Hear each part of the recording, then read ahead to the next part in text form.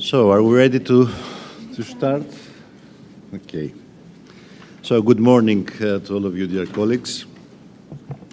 I would like to welcome all members of the subcommittee on the Western Balkans here in Belgrade, as well as all our invited guests. I warmly welcome and would like to thank Mrs. Anna Barnabic, Speaker of the National Assembly of the Republic of Serbia. I met her previously as Prime Minister, now I met her as the Speaker of the National Assembly of Serbia.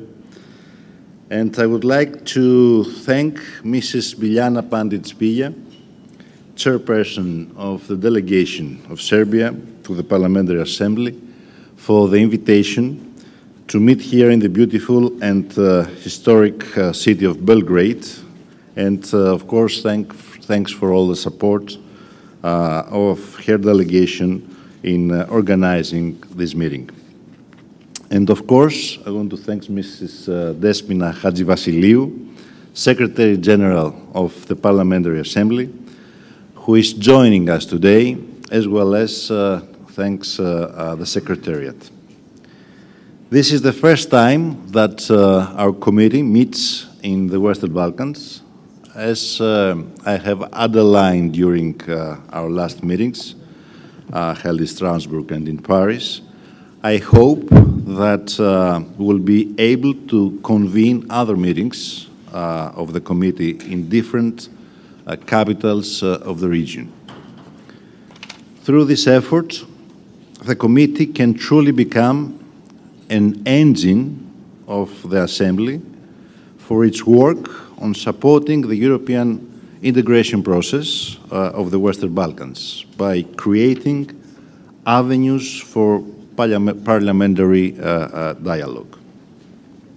So I invite you all to participate as much as possible in this discussion.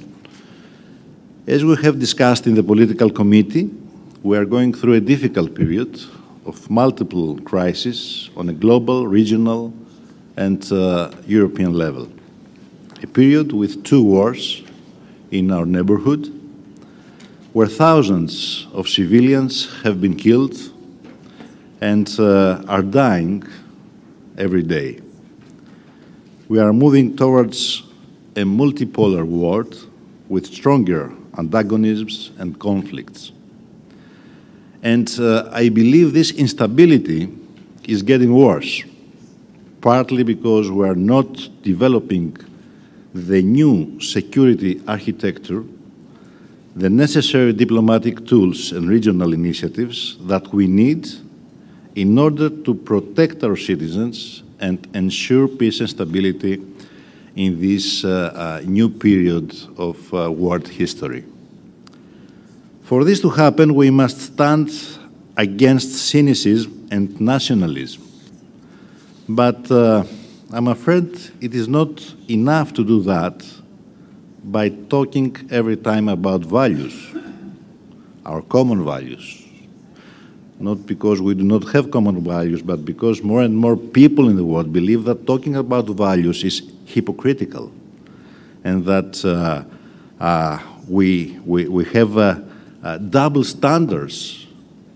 So I think that we must learn sincerely from the mistakes of the past. Indeed, the international community must today be more honest than it was in the last 30 years. And particularly the West must rethink these mistakes, must rethink the mistakes it made, especially in terms of military interventions of the past. But also, this is not enough. It is important that we stand actively against the violation of the territorial integrity of any country, which is what has been done by the invasion of Russia in Ukraine. And at the same time, it is important that Europe uses all its diplomatic strength for peace on the basis of international law in Ukraine, and an end to the Russian invasion, as it is important that we condemn terrorism. But at the same time, we must underline that it cannot be confronted by the killing of thousands of civilians, as we see happening by Israeli operations in Palestine. And we must make it clear that there must be an immediate ceasefire in the Middle East and, of course, an immediate return of all hostages. In other words, we must spare no effort to support both peace and international law. Everyone in this room knows the great potential that our Balkan region has and the great potential of our peoples. And that means that the European leadership must think outside of the box on the basis of a phased approach to enlargement. And it must be clear to the leadership of the European Union that if it fails in its own neighborhood, then it will have no credibility to be a strong international actor in the rest of the world. Most importantly, if the European Union fails in the Balkans, the consequences for its own stability and security will be very serious and very dangerous. So with these words now, as the chairman of the Western Balkans Committee, but also as a Greek politician who has always believed strongly in the importance of Greek-Serbian relations, I have the honor of welcoming Mrs. Anna Barnabic. I every time confused your name, is difficult.